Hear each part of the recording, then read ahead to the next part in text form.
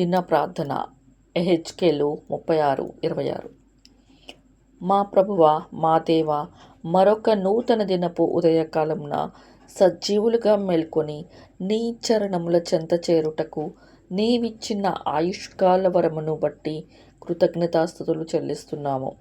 నా సమస్త అక్కర్లు ఎరిగిన దేవా, నాలో ఉన్న అహాన్ని తీసివేసి అసూయను దూరపరచి ఇతరులను ప్రేమించినట్లు నాలో కొత్త హృదయము దయచేయండి.